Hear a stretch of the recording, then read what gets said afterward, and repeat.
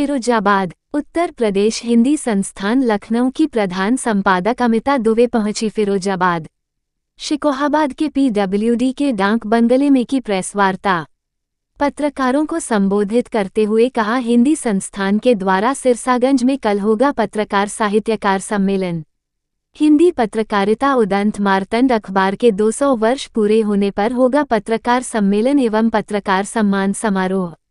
सम्मेलन में हिंदी का किया जाएगा प्रचार प्रसार, हिंदी के नए साहित्यकारों को आगे लाया जाएगा।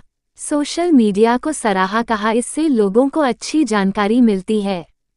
फिरोजाबाद से सायमा खान की रिपोर्ट।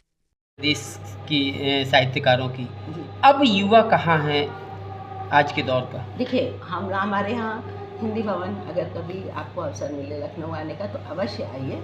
वहाँ हमारे यहाँ 3 सभागार हैं, निराला सभागार, प्रेमचंद सभागार और यशपाल सभागार।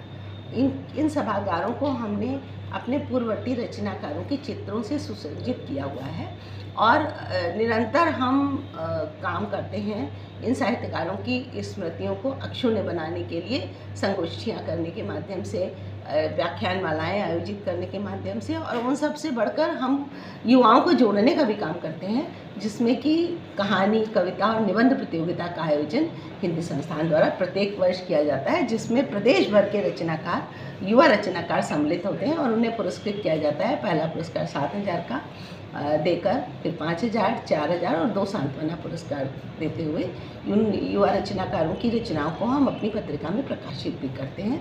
तो हमारा उद्देश्य केवल साहित्यकारों को याद करना ही नहीं है, नए साहित्यकारों की पौध का निर्माण भी करना है, जिसमें हमारी पत्रिकाएं साहित्य भारती और बालवाणी भी सहयोग करती हैं, क्योंकि बालवाणी में हम बच्चों की तुलिका से जो चित्र बनते हैं उनको भी प्रकाशित करते हैं और बच्चों की रचनाओं को भी उसमें सम्मिलित करते हैं। इसी प्रकार साहित्य भारती पत्रिका में शोधार्थी, विद्यार्थी और जो युवा रचनाकार अपने रचनाओं को हमारे पास भेजते हैं, उनको प्रकाशित कर हम उन्हें प्रोत्साहित करते हैं।